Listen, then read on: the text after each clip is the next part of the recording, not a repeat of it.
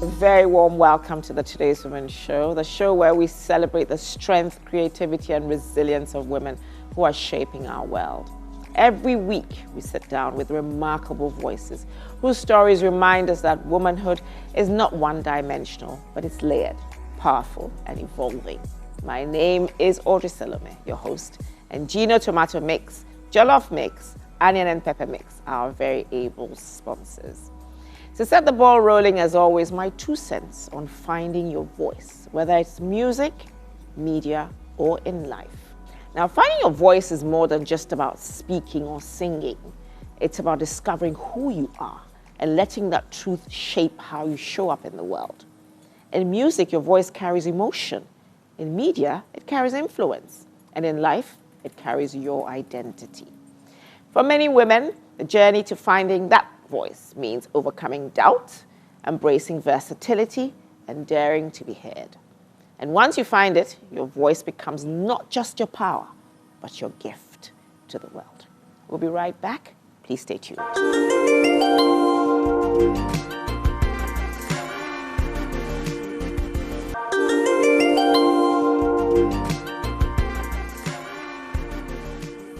Welcome back to those of you who've just joined us. You are watching the Today's Women Show, brought to you by Gino Tomato Mix, Jollof Mix, Pepper and Onion Mix, Gino Truly Cares, and Estro Aesthetics. So you, so beautiful.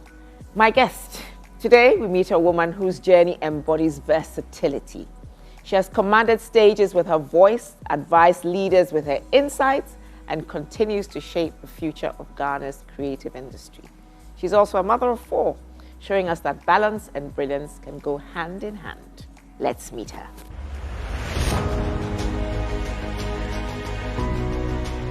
Kokui Selormey Hansen is a multifaceted Ghanaian media personality renowned for her dynamic presence across music, theatre, and broadcasting. She holds a degree in music and theatre from Spelman College and a master's in music from the New England Conservatory, blending artistic excellence with entrepreneurial vision. As the chief vocal architect at the Voice Box and the band Kokui, she leads innovative vocal projects while also excelling as a presenter, producer, event host, and voiceover artist. Her versatility has made her a standout figure in Ghana's media and creative arts scene.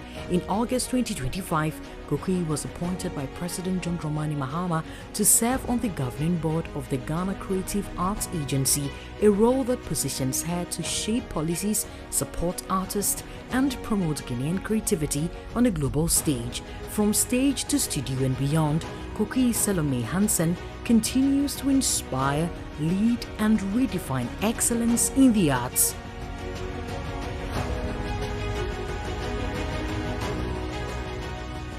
My dear viewers, today the conversation is not only Selormey versus Selormey, it's also Kokui versus Kokui. So join me, welcome my baby sis and friend, Kokui Selormey. Selormey versus Selormey. We've got to get the family, we have to make sure family members are watching the show. Absolutely. The whole, it's like a Selormey family TV reunion. You know, can you imagine? And to think that you've been in the media as well. But thank you. Yes. We've spoken about this for many years. And it's finally happening. It's finally happening, and it's so good to see you. Excited. It's lovely to see you. I'm so excited. And then, too. you know, this divine thing, orange. We absolutely did not plan this. Oh, we did not plan this. You had a spy in my wardrobe today. I know. You're the big sister, so yes. You see I to emulate that. you. I beg you, please. I see to that, yes, indeed. But I mean, you're no stranger to the media. No. Not at all. Not Are you still at doing all. media work? I mean, because I have a TV show. Well, I host a TV show, but I don't watch that much TV, so I confess. We're the same. Okay. We're the same. And you know how it is. TV is work. It's part of what we do. Once we go off air, there's so many other things that take our time. I'm telling you. It makes it nearly impossible to actually sit and watch TV. I tell myself, well, what I always used to do was to ensure that I watched episodes of me so that I could know whether I was doing it right or not. You know what I mean? Yeah. But it's a joy to have you sitting with me. I know. So for the people have seen you, well, I don't know, are you doing radio now or you're still doing TV? I'm not doing any media. None at all. Except social. Social media. except We're all social doing media, social we're- media, right? yeah. But traditional media, no. Not anymore. Not anymore. Why? Were you tired of your early morning runs to the studio? I mean, I couldn't believe it. You used to get up at what time to get to the studio? Oh, gosh. 4 a.m. For the morning show, I mean, you know, the morning grind. Yeah. You've got to be there. You've got to get makeup done, Yeah. get dressed, do pre-production, you know, huddle. Yes. Make sure everything is in place for the show. So I get to work pretty early. And how long did you do that for? I did that for over a decade. Oh my goodness. Yeah, longer than that even. Do you find that routine has stuck with you in terms of your sleep pattern? Yes. And naturally, I'm not a morning person. People don't believe me when I say this. The morning is not my thing, but I had to become A morning person to work. And now I can't sleep generally past 4 a.m. Oh my God. Yeah, and my children get up very early too. That's when sleep is sweetest. That is when. But then, but I'm awake, but I find it so hard to pull myself out of bed. You know, it takes a toll. It really does, you know. In recent times, you've been nominated to The Creative Arts Agency. You're on the board. How does that feel? It feels good. I think whenever your president calls on you to Serve. play a role for your country, I think it's important. So thank you to His Excellency John Dramani Mahama, who found me worthy enough to serve on a board. It's still very fresh. Okay. So I would say I haven't quite delved into what we are meant to do yet. But I think it's important that there is an agency dedicated to the creative arts, you know, because, you know, that's my thing. Your passion. That's my calling, that's my passion. And we need a lot of support. The creative arts sector needs a lot of work, it needs a lot of help, it needs investment, and it needs attention. When you say a lot of work, a lot of support, what kind of help, what kind of support are you talking about? You know, people might assume immediately money. But That's why I'm asking. Yeah, more than anything, appreciation. Because we still have, unfortunately, a lot of people with this mindset that the creative arts is not really a profession, a respectable profession, and it's something that people do when they can't do anything else. Like catering? Exactly. Like sewing? Exactly. Okay. You know, hopefully mindsets are changing, but in large part, you still get the sense that people don't give as much respect to the arts as other professions. And it's very telling in the way people patronize art. We all love music, we love theater, we love to see people dance, we love fine art. And I know you are obsessed with art. I'm obsessed with art. You're so talented with decor and artistic creation. And, you know, people don't see the value in paying for what that is worth. Even to buy a ticket for a show, people always want, oh, give me a free ticket. So there's a lack of appreciation for what it means to actually patronize art properly and to pay for art. That has to do with education. And it's something that I think, personally, if I had my way, would be taught in schools. I think creative arts education is very important. And from a young age, we need to teach our children to appreciate art, to know the value of paying for art, and to patronize artistic work. And it should be part and parcel of what we do.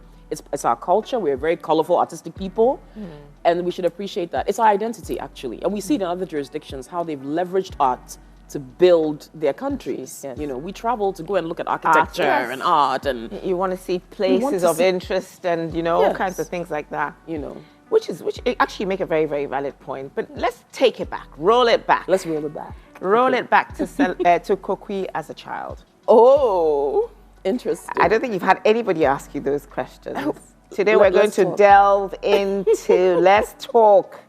I said it's Kokui versus Kokui, so I know. Let it all rip. Okay, all right, sure. Now, you grew up in a family of 6. I 4 did. kids. 4, yep. And parents. And your number?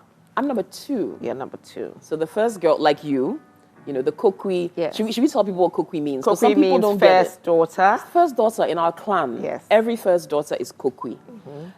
So yeah, I'm the second born, but the first girl. Yes. So, and you know my brother and my brothers and my sister. So, yeah, number 2. Number 2. Yeah. And what was it like as a child? What was it like for you as a child? I was very shy. I still am, believe it or not. People don't think I am either. I think it's because of what we do. People just assume that we're these extroverted individuals. total opposite. I'd rather not be seen. Thank you. I would rather hide. It's funny. I always tell people when I finish maybe moderating a conference or doing something very public, the first thing I want to do is be in a corner quietly. But you do very well. I mean, you do very well in terms of, I mean, I'm worse than you are. Because if somebody came and said to me, do you want to moderate something? Yeah. I'm like, no. Why? Why not? And I remember people would say to me, you can't be shy, you sit on television. I said, when I do TV, I've only got a cameraman, a producer, a director, how many people? I mean, and they're like family to me. So you're comfortable before them. But to do this before a wider audience, oh my God. It's a lot. The ground should open and push me through it. Oh, no. So you were just as shy as I am. Yes, very much so. Are you still shy, do you think? I'm still shy. Yeah, I am. Really? I am still very shy. I think what has helped is having to be in front of people. And the only way to get over it is to do it more and more, I think. I tell people all the time, those who have stage fright, you can't get over stage fright by not being on stage. It just doesn't work. You have to be on stage to get over it. But you learn how to channel those nerves differently. And I think for me, being a shy child, getting into theater, music, where I was forced to perform, I couldn't escape it anymore. So I just had to learn. But I think when you get into the arts and you're a shy person gets into the arts, it's a way of you being you, authentically you. Yes. You know what I mean? You're allowed to express. Express, and exactly.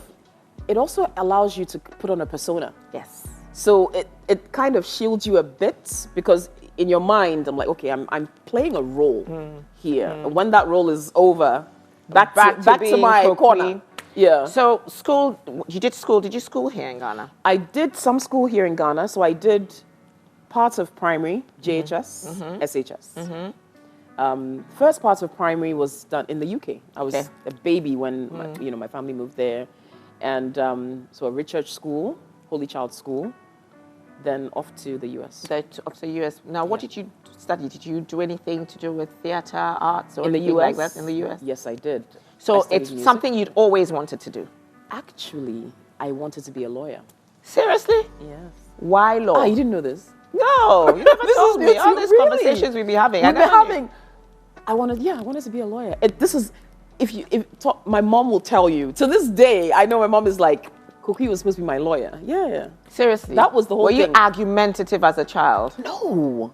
But I was obsessed with crime shows. Okay. John Grisham novels, those kind of things. I found it so fascinating.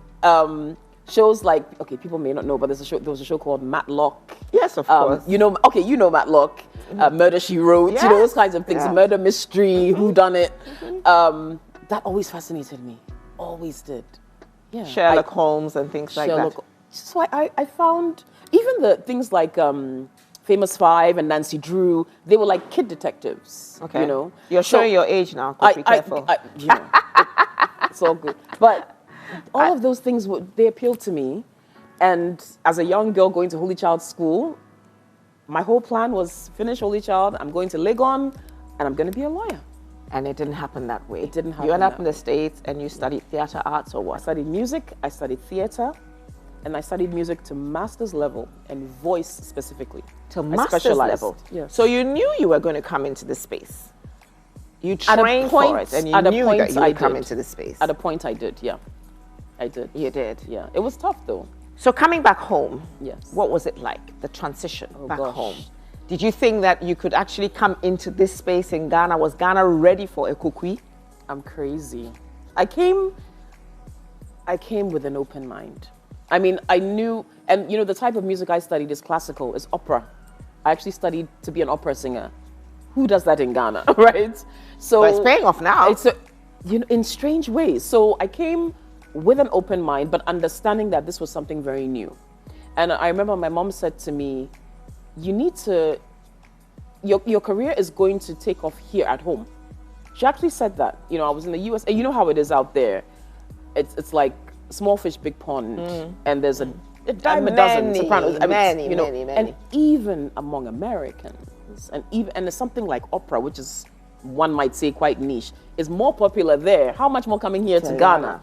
So I started bit by bit. I met a lovely gentleman at Accra Ridge Church, Mr. James Atuscott Benin. He was one of the first people who actually gave me a platform to sing at Accra Ridge Church. He was the music director there at the time. Okay. So a lot of people who, when I first came to Ghana, a lot of people from Ridge Church know me still as the singer. Oh. They didn't, because that was before I started The media. So I had a whole music thing persona before I started media. So there are people who know me as Kokui, the singer. The singer. Yeah. And then later, the media person. The media person. So how did you then transition into media? Funny story, through music.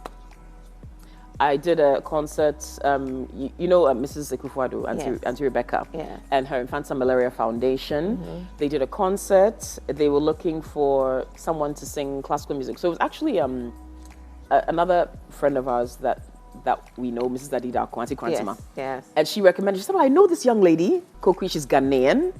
Let's have her on the program. They had a Japanese pianist, Naomi Mochizuki, whose husband was the deputy Japanese ambassador at the time. And she's a pianist, a concert pianist. Okay. So she joined Infanta while she was here. Okay. So she was going to play, and they thought, oh, but it would be nice to have a Ghanaian as well. Yes. And lo and behold, somebody mentioned my name. So thank you, Auntie Krantima. And that's how it started. So I did the concert with them, and at that concert was Nikamate Fio, City FM boss owner, Samata Mensa, City FM MD, and Bernard Avler interviewed me before the concert. So after the concert, they got in touch. They said, come, let's have a talk. We'd love for you to come and host a classical music show on City FM. Talk about opera, talk about classical music on Sunday mornings. That's how it started. So you did that before you actually came on the morning show? I did that before I actually came on the morning show.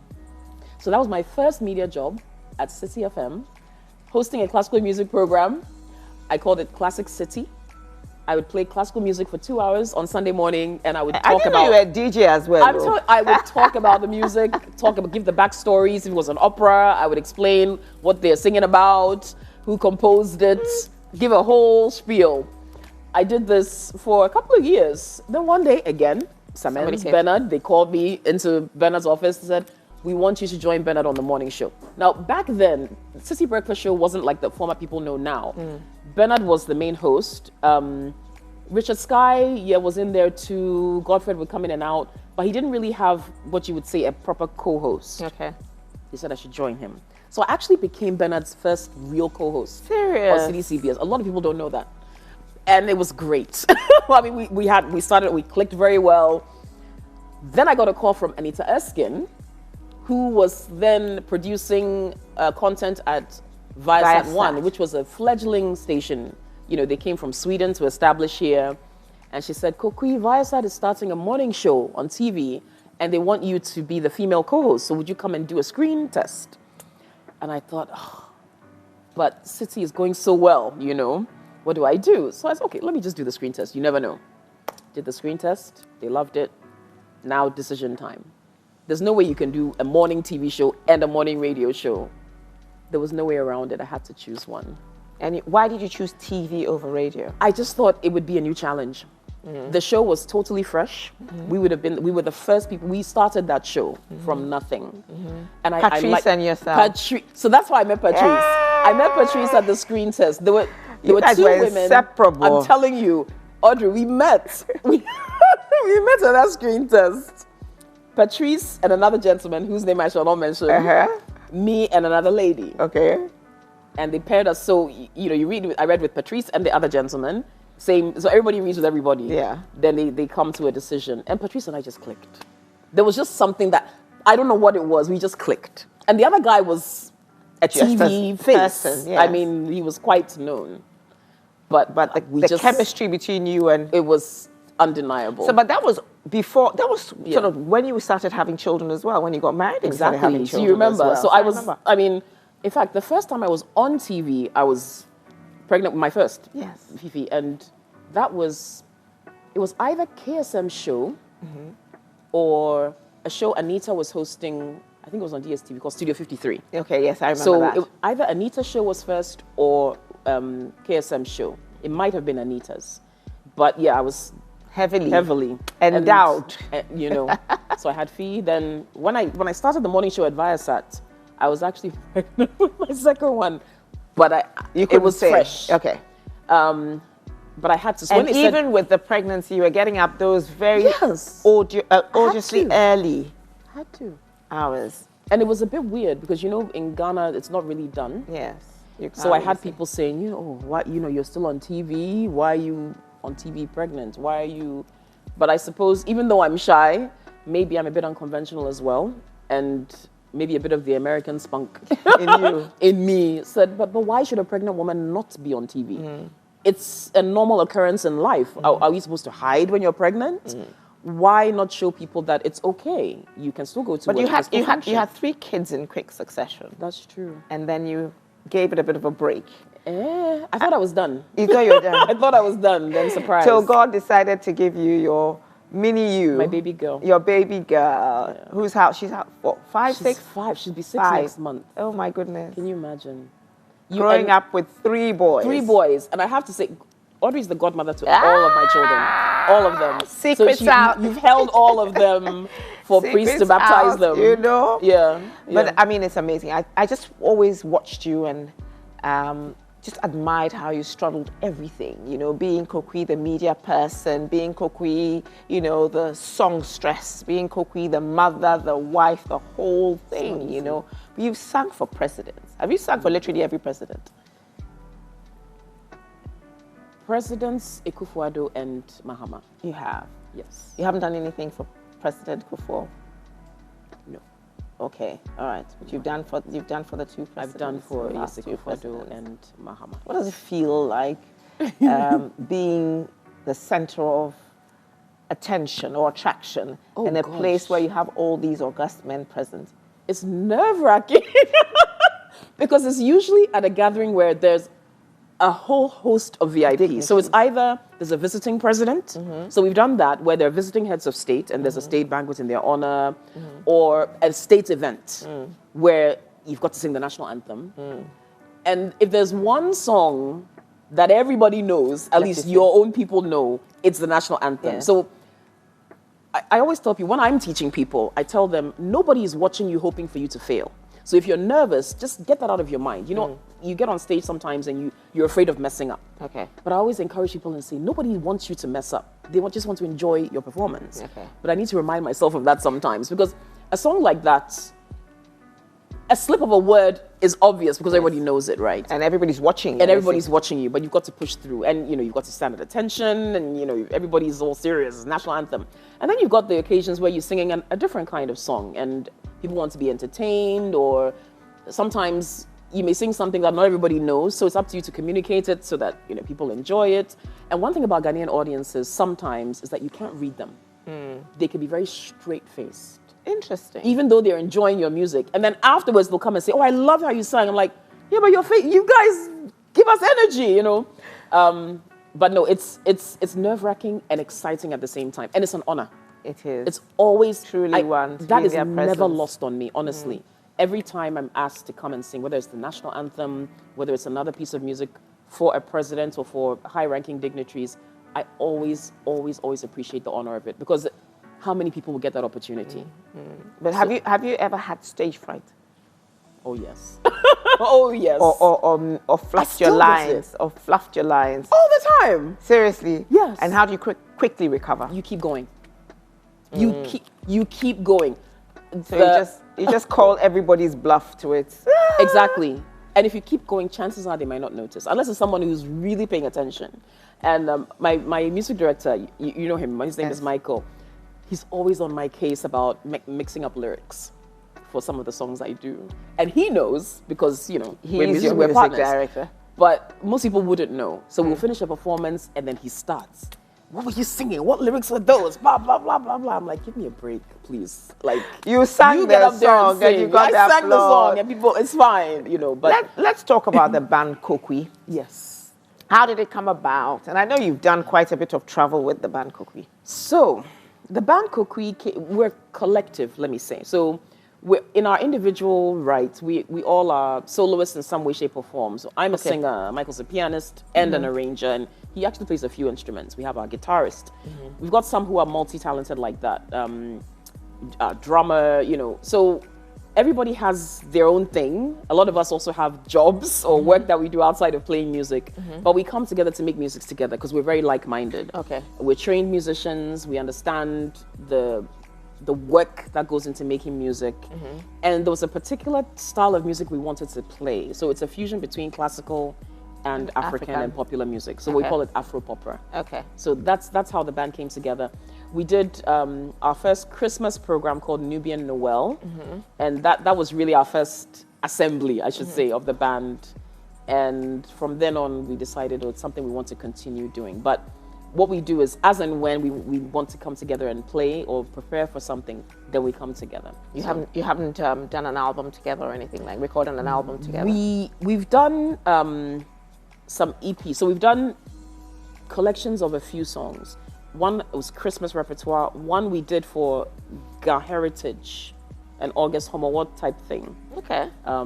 And yeah, it's on streaming. It's on Apple Music, Spotify, all of that stuff. And it is by the band Kokui. The you band need to Kokui. stream it and see what's, Yeah. just play it. Go on to Apple Play or which one, the Google Store? Apple Music, Spotify YouTube, and everything. all the YouTube. major streaming platforms. Okay. Usually in August, you'll see one of our videos floating around everywhere. Okay. It's our rendition of the popular Afia Neba. People share it all over, and I'm like, watch it on our YouTube so we can get some money. But somebody has just downloaded it and they share it all over Are the you place. serious? I'm telling you. Oh, I'm going to watch it for you. So you got at least one We'll more get- person. I'm not going to put it everywhere. No, but what's next for Band Kokui? We have so many plans and such ambition, but timing, resources, because this is all self-funded. It's all self-funded. Yeah. But what led you to, you went to France. Was it the Band Kokui together? Was that an invitation or something? Okay, so I went to France with the Harmonious Chorale, Okay. first time, as a vocal coach for them. Okay. They were so you're taking part- coaching as well. I coach as well. So they were selected to be part of an international choral competition in Provence, Okay. France. Okay. And so I was their vocal coach, traveled with them. They did amazingly well. And that was a great experience. The second time I went, it was a twofold thing. We were looking for musical opportunities. So my music director and I, Michael. And I went as a brand ambassador for Chango to go and meet with diaspora communities in France, Spain, Belgium, Germany.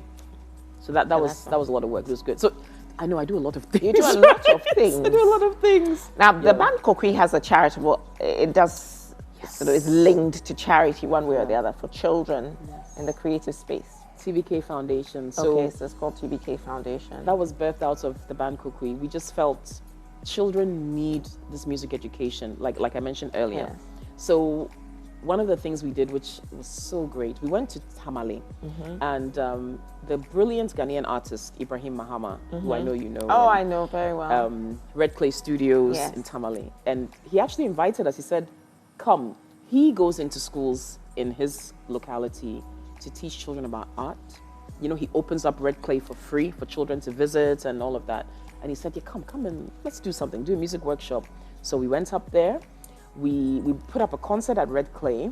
We visited the school as well. And the EU ambassador, the one who just left, His Excellency Ichad Razali, actually came as our guest of honor to the concert. And he came with us to visit the school. He sat with the children and did the exercises we gave them, all the clapping rhythms and all of that. It was amazing. And that's the kind of stuff I love to do, honestly. But you know something, I mean, talking about what the EU director did, it's something that I find other nationals do very, very easily. Very easily. Foreigners come into the country Yes. and they're seeking to do things charitable, you know. Yeah. How many Ghanaians would actually decide that, okay, Kokui, let's go up north and let's go, you know, see the underprivileged. Let's go do something charitable. Let's go give back. Yeah. How many people will do that? And how do we, if we want to, how do we start by making that change? I honestly think that those Ghanaians are out there. We probably just have to invite them. I'm sure they would come. The foreigners, as you said, like His Excellency and other diplomats, they also have a goal of cultural diplomacy, which helps them endear to foreign publics. So they come into a country like Ghana, they interact in those ways to make their countries more appealing.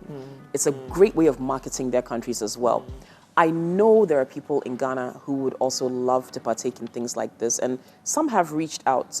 I'll give a shout out to Kate Addo, our friend at Parliament. Okay. Kate, I remember she saw what we were doing online and she was like, next time you're going, I would love to come with you. It's something I would love to do. So maybe we just have to make more effort to invite people to come along and to encourage other Ghanaians, those who are watching, to say, let's do it. Even in our local spaces, community. we can find a school. Yeah. You don't have to go to Tamale. You can do it in Accra. You can do it wherever you are.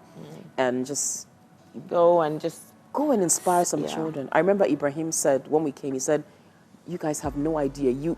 Just seeing you, one of those children could pick a career just because of what they saw you doing. And you've opened their imagination. You know, what he said is true. And I think that with all good intent, we want to do that. Yes. But for example, we're in Accra, you have to be intentional because otherwise life takes over. Yes. You know what I mean? It's I mean, true. do I have time in my very busy schedule to get up and say, today I'm going to do it? I have to do it. Yes. But do I do it? It's another question. That's another altogether. question.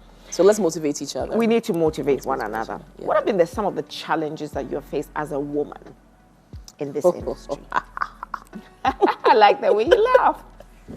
Do you know the funny thing? I think, and I'm sure it's probably the same with you, because we Selormey women, Yes. we're very strong. Strong women. And we are raised to be blind about gender in a way. We're not raised with this kind of notion that as a woman, you're going to face, or you don't do that, you're going to face all these challenges.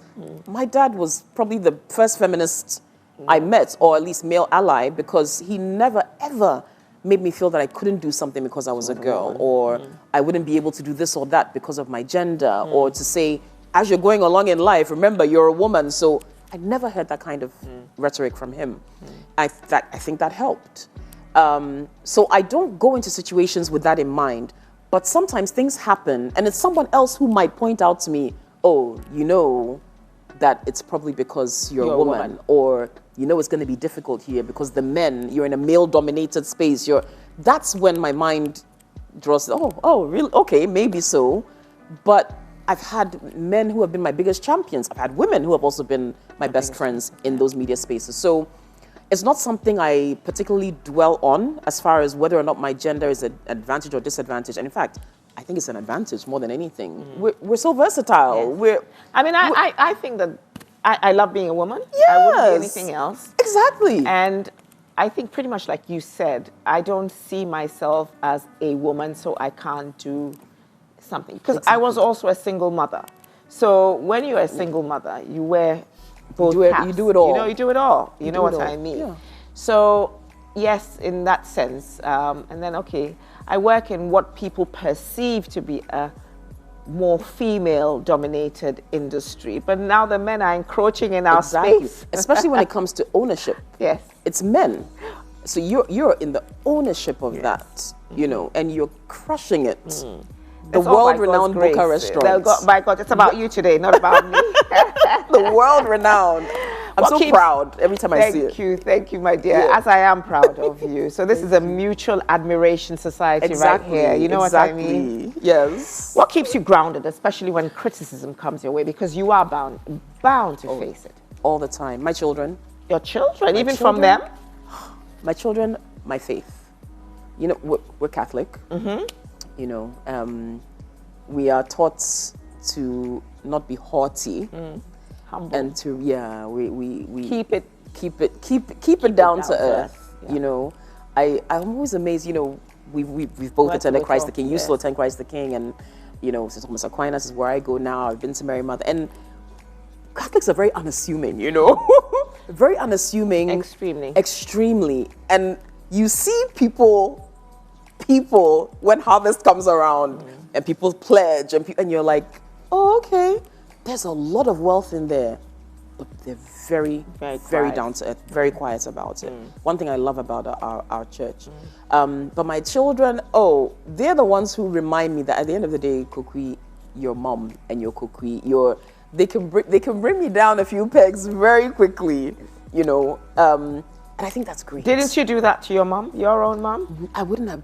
You I was shocked. You wouldn't dare. It's a different generation now. This Gen, in fact, my children are Gen Alpha, right? Yes, yeah, I think they're Gen Alpha. They are confident. Extremely. Yes. They will Super tell confident. you but they're not. My children are not disrespectful, but they're vocal, and Yes. I'm glad they're vocal. Yeah.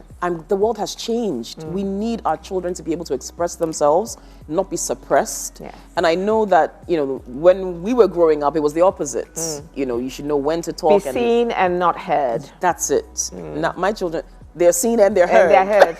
Their generation. It's just a matter of managing their energy a bit. But I love the fact that they're vocal. Yeah. Let our children speak up for themselves. Any one of them who's picked up on your talent? My daughter has a really good voice. She does. Even at her since she was a baby, I noticed it. She can sing perfectly on pitch. Her tone is really good, and her voice is strong. But I'm not training her yet. Okay.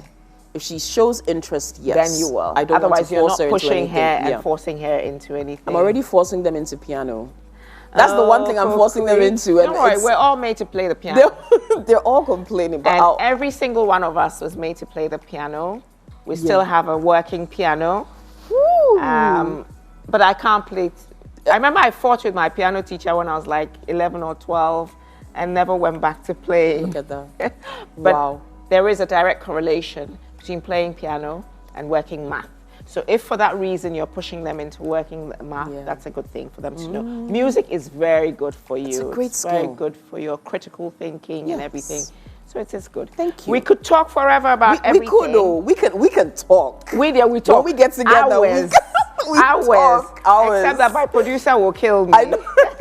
I know. So we're going to move on to the next stage of Okay. the show, and I'm going to have you sitting right here, and then we're going to continue. I'm going to ask you some quick questions, and then there's an activity. But we're going to go for a commercial break, viewers, and when we come back, it's Kokui's turn to answer her 5 quick fire questions. Ooh. So let's move on to the other side.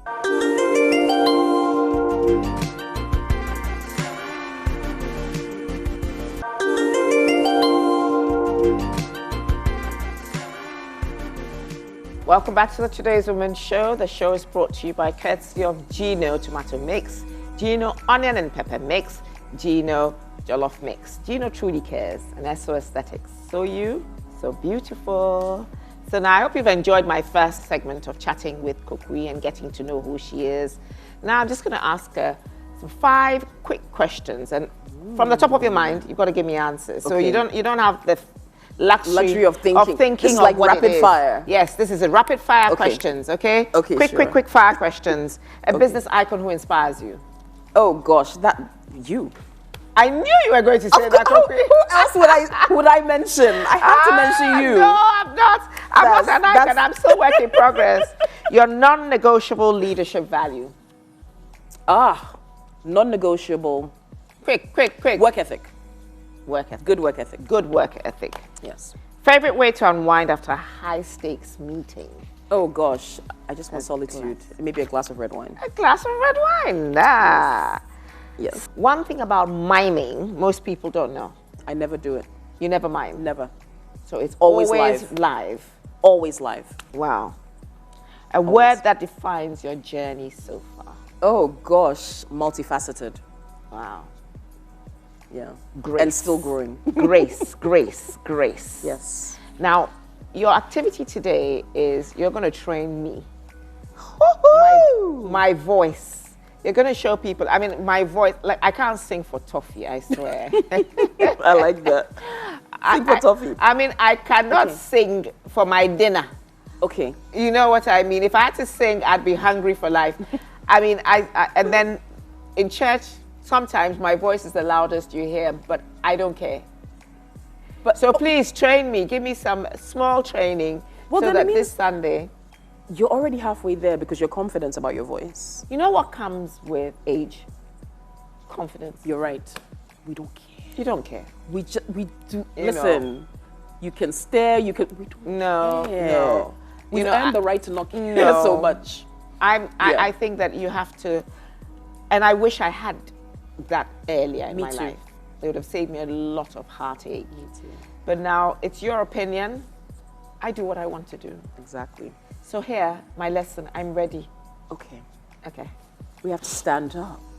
Okay. In all of our glory. Okay, so the first thing I would ask you though, if you wanted to study with me, will you have time to practice? Yes, I can practice in the shower. Maybe not the best place to practice. The shower will give you a false sense of beauty and voice. With the water in the background. The echo. Oh my goodness. Everybody will believe they're Whitney Houston in the shower. So, but if you will commit, exactly. Yes. I can't even sing it, you see? So if you promise that you will practice, then we can work Of course together. I can promise. Okay, good. What do you want me to? Aye, Oh, see, you're very comfortable with your singing. Aye. All right, so sing up posture, first of Okay. all. All right. Nice shoulders back. Okay. Yes, very nicely. Shoulder, feet shoulder width apart, chest out, very good posture. And then take a couple of nice deep breaths, very deep all the way around. So you want to feel as though, as you're inhaling, right in the back of your sinuses, you feel everything just, and you let it out. Okay. So you gave a nice song, which we sing in church all the song. See, that was nice. So now what I want you to do is speak the words first. Ayeyira or ayeyire, as we sing in the song. Ayeyira. Ayeyi. Say ayeyi. Ayeyi. Thank you. Ayeyi. Ayeyire. Now, I want you to give me more height and depth. So, ayeyi instead of ayeyi. Ayeyi. Now, give me a nice your Ayeyi. Okay, good. Now, without pushing, ayeyi. Lift it nice. Ayeyire. Ayeyire. Now, as you're singing it, I want you to give it that nice lift and follow through the word. So, ayeyire. So, as if you're following the word. Not bad. Now, as you're sustaining the re, just let it be free, gentle, don't push it. Ayeyire. Ayeyire. Yeyiwaye. Nayema oso. Ayeyire.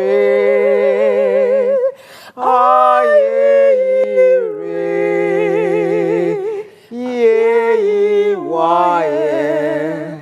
Nayema oso. This is lovely.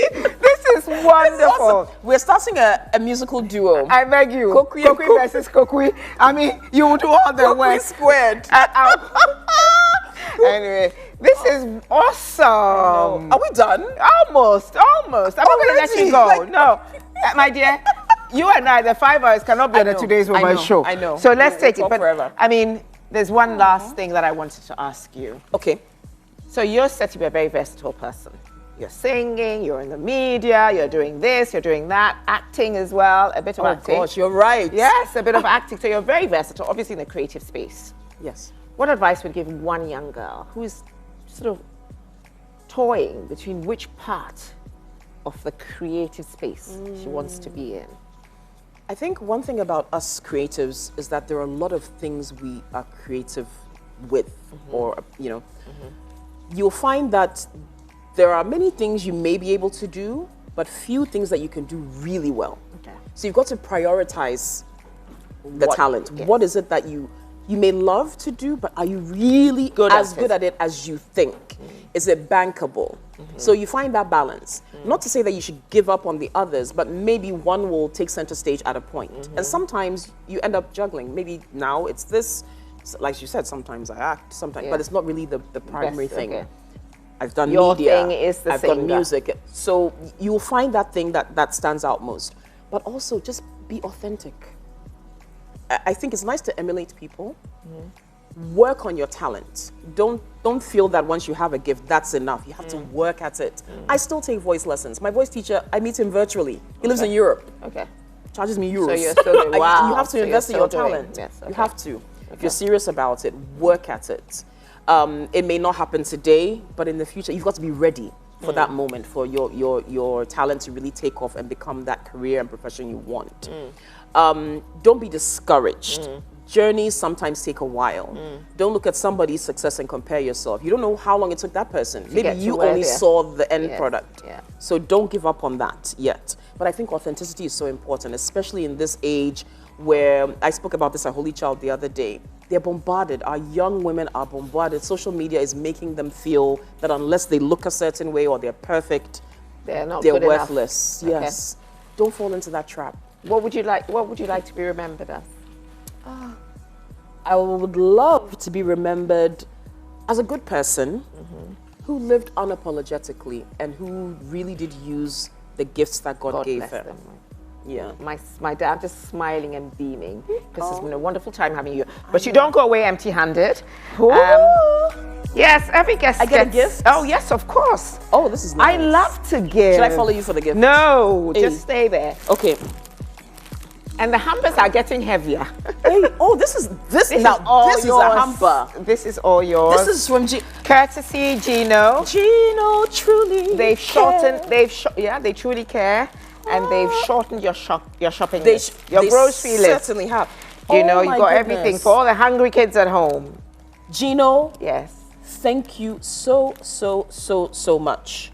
You have no idea. You know, I have, as you said, 4 ravenous beings. Yes, in your house. In my house that I And birthed. this will definitely go a long way. It will so go a long way. Thank you so much. And this is also thank you to you for coming on the show. Thank you for inviting You me. know, I you. read somewhere the other day, pour out what you want to get and it'll come to you. Amen. So if you Yeah. give love, love You will comes get it. back. We give you Gino. Gino, Bring me I'll jollof. bring you- There's no way. Thank you so much. There's no Viewers, way I can bring Audrey We're jollof. going to go for a commercial break, but before then, it's Trendy Woman. And today we're talking about how to master your schedule with time blocking. Keep watching.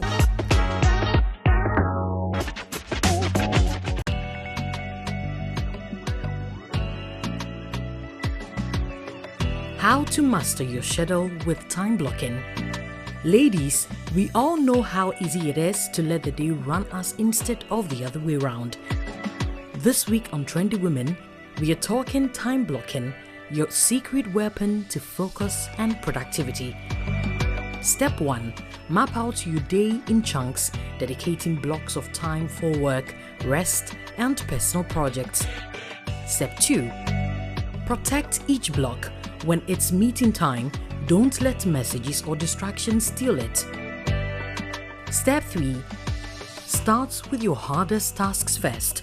That's your power hour.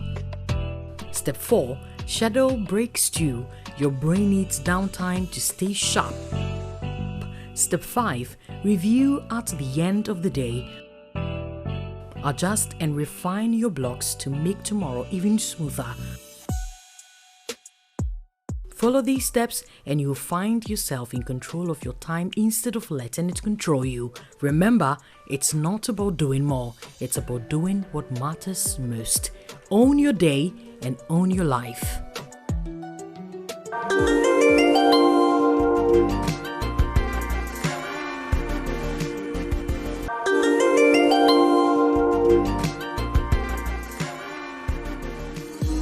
Welcome back. I hope you enjoyed the very informative session with the Trendy Woman.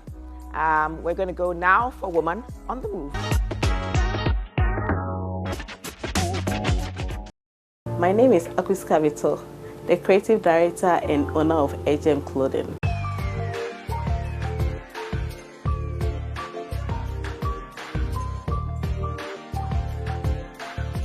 My business journey began when I was in classes. Then we were going for extra classes on Saturday. So I'll make a cute dress for myself. I'll hand stitches for myself. And then when I wear it, all my friends liked it. So I was like, why don't I do this? Because I loved it, I was like, why don't I do it, pursue it in career?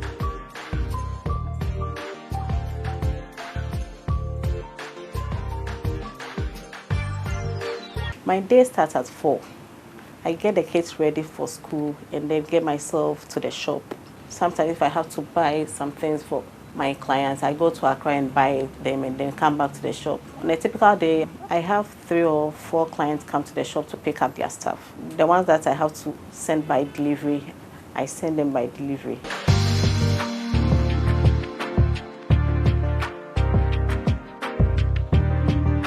One challenge about being a fashion designer is being a mother and an entrepreneur. So you have to multitask. Sometimes you multitask by helping the kids do their homework and then getting clients' dresses ready to pick up.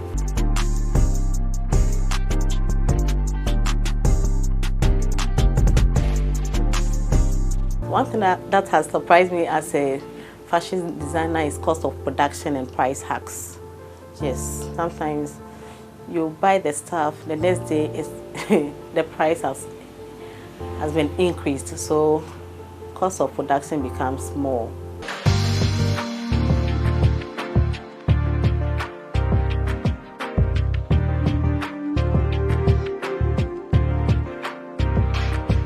My vision for the next few years is to see the HM brand worldwide. Everyone has a tough day, but sometimes I have to keep my head up and then face it. It's when I see my clients satisfied with what I make for them. When I see my clients happy, I'm happy as well. When I see them wear my brand and they are taking pictures of it, seeing them on their profile, I like it a lot, so that keeps me motivated.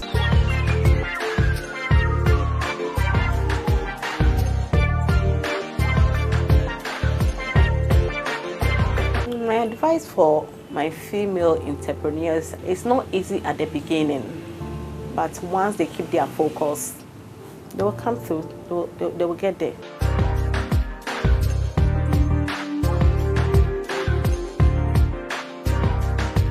The HM brand is a brand for ladies, actually. So HM means beautiful. You look beautiful in whatever you are wearing. That's what I do here. I sew beautifully. So whenever you wear my style, they are like, oh, you are looking beautiful. You are looking this. You get a lot of compliments when you wear HM. Patronize me. I'll make beautiful outfits for you. Thank you. What an inspiring conversation we just had with Kokui Selormey, a woman whose life is a masterclass in balancing artistry, leadership, and motherhood. From singing for presidents to raising 4 incredible children, from shaping national creative policy to crafting unforgettable performances, Kokui embodies the spirit of today's woman. Bold, versatile, and deeply impactful. We thank Kokui for her time here and for sharing her journey with us. We can't wait to see what's next with the band Kokui and beyond. Before I sign off here, a huge shout out to our sponsors, Gino Tomato Mix, Onion and Pepper Mix, Jollof Mix, Gino Trudy Cares, and Esso Aesthetics. So you, so beautiful. See you all next week. And always remember, you're called, you are chosen, you are today's woman.